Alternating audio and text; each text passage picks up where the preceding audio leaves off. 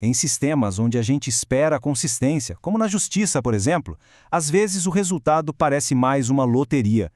Inspirado pelo livro Ruído, do Daniel Kahneman e seus coautores, hoje a gente vai explorar uma falha muito surpreendente no julgamento humano. E vamos começar com um exemplo bem impactante. Imagina só a seguinte situação. A vida de uma pessoa depende de um pedido de asilo nos Estados Unidos. Diante de um certo juiz, as chances são altíssimas, 88% de aprovação para casos como aquele. Parece razoável, né? Bom, esse juiz que a gente viu representa uma abordagem. Mas e se no mesmo tribunal, analisando casos muito parecidos, houvesse um colega com uma visão totalmente diferente? E vale lembrar, os casos são distribuídos de forma aleatória.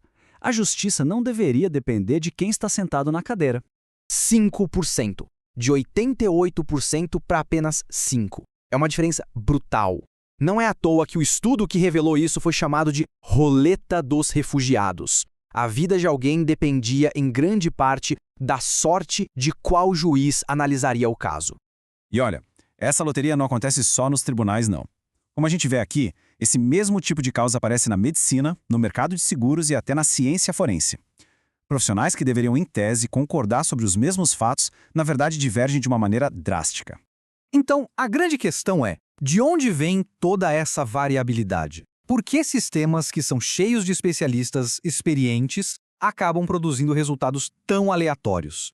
A resposta que vem primeiro à cabeça da maioria das pessoas, quase que por instinto, é apontar para o viés. A gente ouve muito falar sobre viés de gênero, racial, vieses inconscientes, e geralmente eles são vistos como a grande fonte de erro. O viés é um erro sistemático, como essa imagem ilustra bem. É como a mira desalinhada de um rifle. Os tiros sempre erram, e sempre na mesma direção. É um erro previsível, um problema na média dos resultados. Mas e se o viés não for o único vilão dessa história? E se existir um outro fator, um problema meio invisível, que muitas vezes causa ainda mais erros, mas que quase nunca é notado? Pois é, esse fator é o ruído. Para a gente entender bem a diferença, a analogia do estande de tiro, que está no livro Ruído, é simplesmente perfeita. Reparem bem na diferença. A equipe com viés é consistente, mas consistentemente imprecisa. Todos os tiros erram para o mesmo lado. É um erro sistemático. Agora, a equipe com ruído é um caos. Os tiros estão espalhados por todo o alvo. Não tem consistência, não tem previsibilidade. O erro aqui é essa dispersão aleatória. Enquanto o viés é um erro na média, o ruído é a variabilidade dos julgamentos. E aqui vem um ponto que é fundamental. Para perceber o viés, é preciso saber onde fica o centro do alvo, ou seja, qual é a resposta certa. Mas para o ruído, não precisa. Basta olhar para a dispersão dos julgamentos.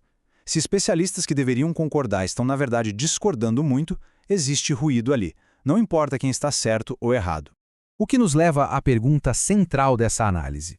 Se o ruído é um problema tão grande, por que ele é quase sempre ignorado? Por que as empresas, as organizações não medem isso?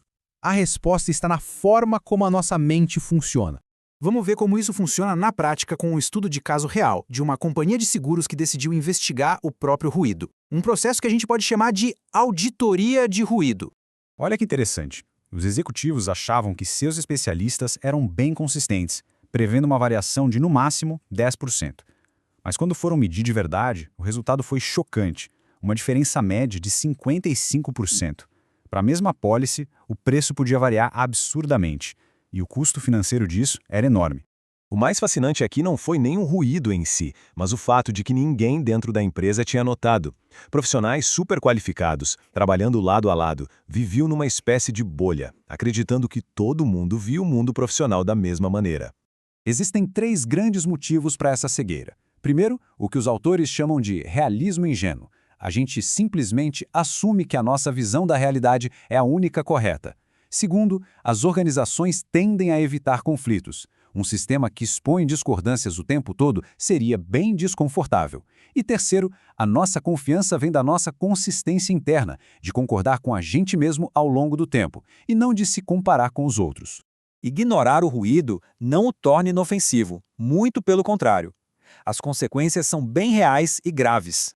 Sabe aquela ideia de que erros aleatórios acabam se cancelando no final? Pois é, num sistema, isso não acontece. Se uma apólice de seguro sai cara demais e outra barata demais, a empresa cometeu 2 erros que custam caro. Se uma sentença é branda demais e outra severa demais, a justiça falhou 2 vezes. Os erros se acumulam. O impacto é muito claro. Na justiça, ruído significa injustiça. Nos negócios, significa perdas financeiras gigantescas. E na medicina, pode significar a diferença entre um diagnóstico correto e um erro que afeta a saúde de alguém. Certo. Então, se o ruído é esse problema enorme e quase invisível, como é que a gente começa a combatê-lo? O ponto de partida é medir. Uma auditoria de ruído, como aquela da seguradora, torna o invisível visível. A partir do momento que uma organização vê o tamanho da dispersão, ela não pode mais ignorar o problema. Afinal, enxergar o problema é o primeiro e mais importante passo para resolvê-lo. E a gente termina com a ideia central do livro: onde há julgamento, há ruído, e mais do que se pensa. Essa frase é um alerta. A variabilidade nas nossas decisões é muito, mas muito maior do que a gente imagina. A questão que fica para todo mundo é: o que muda quando finalmente começamos a levar o ruído a sério?